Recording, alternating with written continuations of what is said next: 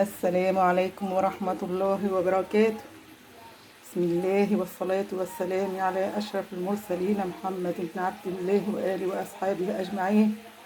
اللهم صل على محمد وعلى آل محمد كما صليت على إبراهيم وعلى آل إبراهيم، وبارك على محمد وعلى آل محمد كما باركت على إبراهيم وعلى آل إبراهيم في العالمين إنك حميد مجيد. وقت النهاردة هعمل لكم الفراخ المحشية بالفريك. انا جبت الفرخه وغسلتها كويس جدا، ومن بره ومن جوه، ومن جوه كمان دخلت فيها الليمون والخل ومسحتها كلها بالخل والليمون وغسلتها كويس جدا. بعد كده جبت حبه طحينه كده ومسحتهم بيها، دعكتها بيها كده عشان ميبقاش فيها زفاره خالص. شطفتها بقى من الفريك وحطيت عليها حبه ملح وسبتها شويه عشان تنزل الدم اللي فيها كله. حطيتها في الميه وحطيت عليها حبه ملح في الميه، ملح وحبه ليمون، عصرت عليها ليمون وسبتها شويه قبل ما اجهز اللي هعمله الفريك.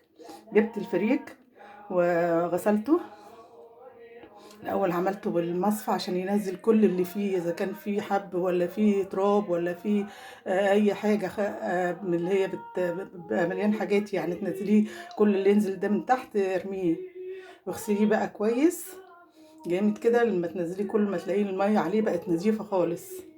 حطي الاول ميه عليه قبل ما تغسلي، قبل ما تحطيها في المصفى حطي ميه عليه الاول، هتلاقي فيه قش طلع فوق الوش كده وحاجات كتير، صفيه منها خالص من القش ده وبعدين حطيها في المصفى، وبعدين نزلي بقى بالحنفيه كده على المصفى كل اللي ينزل من تحت ده.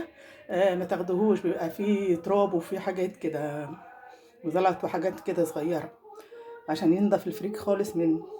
بس خدته بقى على النار اهو. انا حطيت بقى الاول حته سمنه وحبه زيت زي ما قلت لكم برضك نفس الكلام.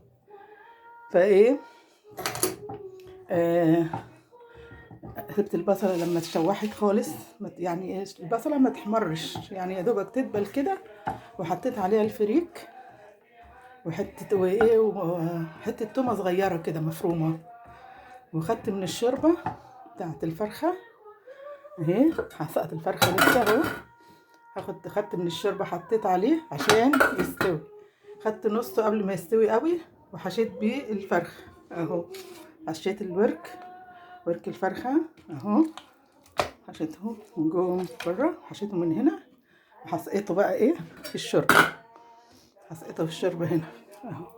الشوربه بتغلي حطيت فيها الفرخه.